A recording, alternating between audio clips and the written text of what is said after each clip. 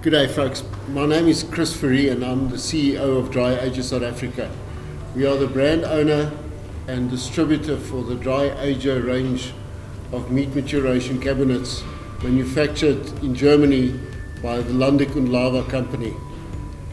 I've been involved with Dry-Ager now just a little bit more than 13 months, and it's been quite a spectacular journey taking me to understand the subtle differences between certain dry aging methods.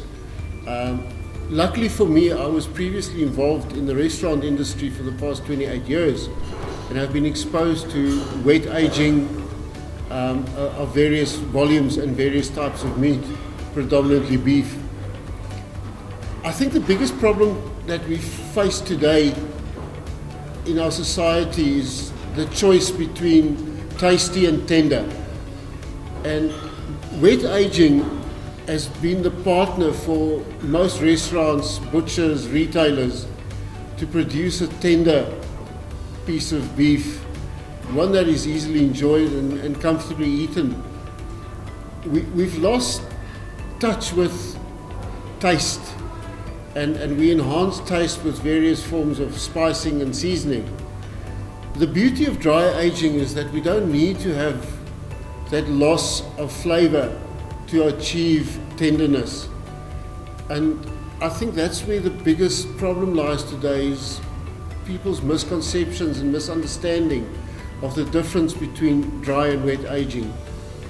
Firstly, the secret or the simplicity lies in the terms.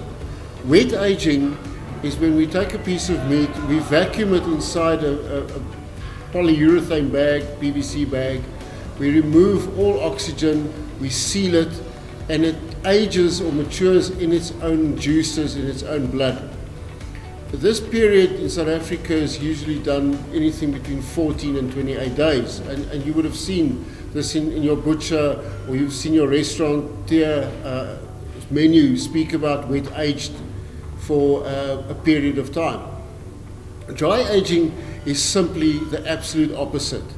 So we age in a dry environment, there's no vacuum bags involved, there's no direct blood contact involved with the extremities and the external part of the muscle or the carcass, and we allow oxygen to naturally be in contact with the meat.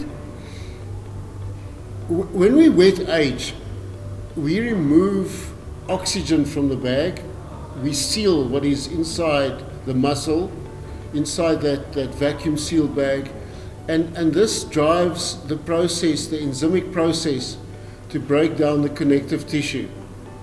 This breakdown takes approximately 14 to 21 days, and in this time the oxygen gets depleted, and we eventually run out of an energy source for the enzymes to do their work.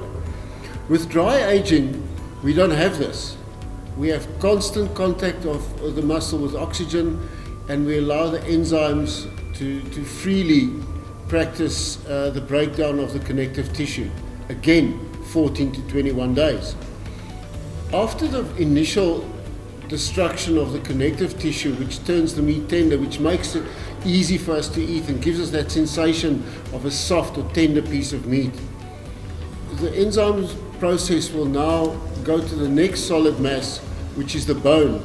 And this is very important, that we dry age preferably on the bone, because that's where flavor is derived from. If I can give you a simple example, you take the cooking of your favorite chicken stock recipe. That's usually done with the carcass of a chicken and not with the filleted breast of a chicken, which, as we know, is a fairly tasteless piece of meat. The bone gives off incredible flavor profiles that enhances the beefy understanding of our flavor sensations that we want to take in. Fat also plays an incredible important role, and with dry aging, and especially in the Dry-Ager, fat becomes a partner in the flavor profile development.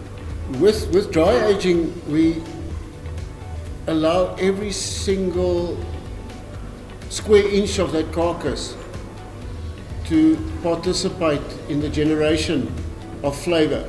So now to go back to where I started with your choice of flavor or tenderness, you sit with wet aging, which gives you tenderness, and that's great. That's what we want. That's what we're happy with. With dry aging, we have the combination of both taste and flavor. And to add value to it, we also bring the third component in, which is moist.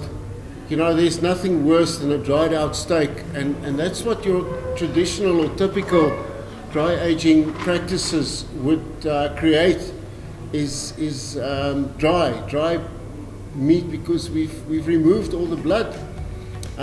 We physically sucked the life out of it, and that's what makes the Dry-Ager totally unique. I hope the simplified way of explaining the subtle differences between the two, well, in most instances actually the aggressive difference between wet and dry aging, makes it easier for you to make your decision of what choice of meat you're going to have next. And I sincerely believe it should be a dry aged steak, and more so a Dry-Ager dry aged steak.